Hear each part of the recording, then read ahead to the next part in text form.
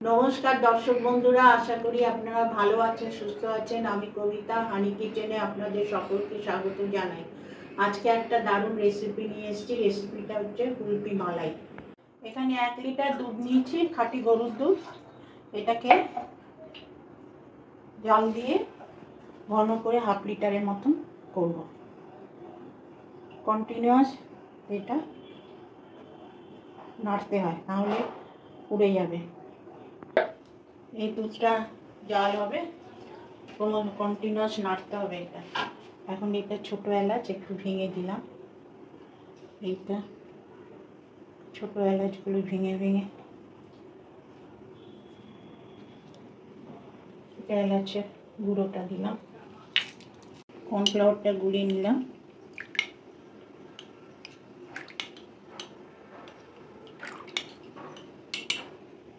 এর মধ্যে রাখি, নাড়তে থাকতে হবে, কন্টিনিউয়াস নাড়তে হবে। দেবো চিনিটা আমি হাফ দিলাম, মানে যতটা দুধ আমি প্রায় 200 গ্রামের মতন। চিনি অনেকে বেশি খায় কম খায়, আমি একটু চিনি বেশি খাই বলে চিনি বেশি দিলাম। কর্নফ্লাওয়ারের জলের মধ্যে আমি গুঁড়ো দুধটা মিশিয়ে নিচ্ছি একসাথে করে, তারপরে এখানে ঢালবো।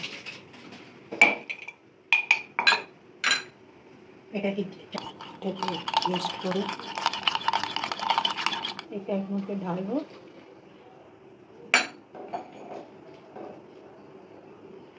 খোয়া ক্ষীর দেবো, কেউ খোয়া ক্ষীর দেয়, অনেকে দেয়ও না। ভালো খোয়া ক্ষীর দিলে স্বাদটা একটু বেশি ভালো লাগে। বাদামের গুঁড়ো দিচ্ছি অনেক, আমি বাদামটা পছন্দ করি বলে বাদামের গুঁড়ো দিলাম। এখন নাড়তে নাড়তে যখন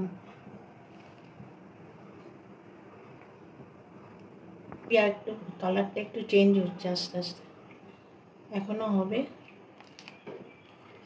1 কিলো দুধে হাফ লিটার মতন হবে, তারপরে এটা নামানো হবে।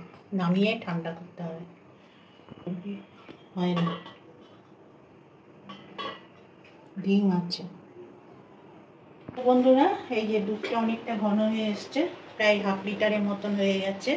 আমি একটু বলতে ভুলে গেছি, আমি এর মধ্যে যে কর্নফ্লাওয়ারটা দিয়েছি সেটা আমি 1 চামচ নিয়েছি, 1 টেবিল স্পুন, আর 2 চামচ হচ্ছে গুঁড়ো দুধ আমুলের, সেটা মিশিয়েছি এর মধ্যে। আর দুধটা আমি নামিয়ে ঠান্ডা করব।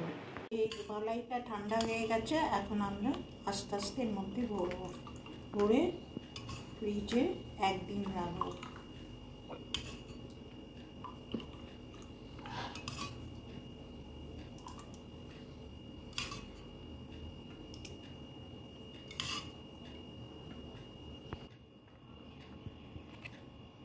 এটাকে চেপে দিতে হবে।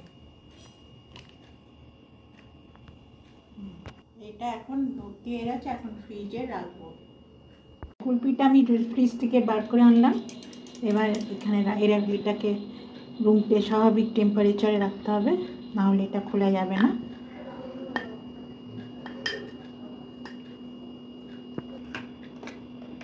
এই যে জমে গেছে, আমি এটা বার করব।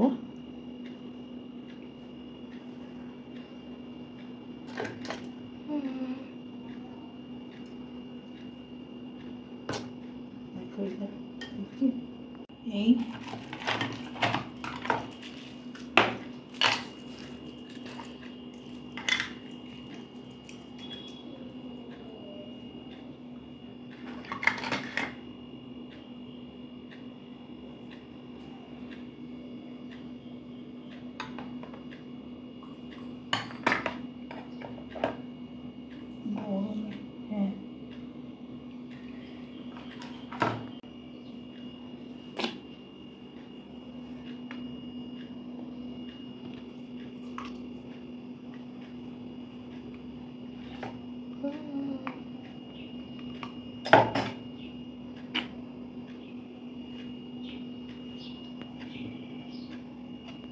দর্শক বন্ধুরা, আমার কুলফি মালাই হয়ে গেছে।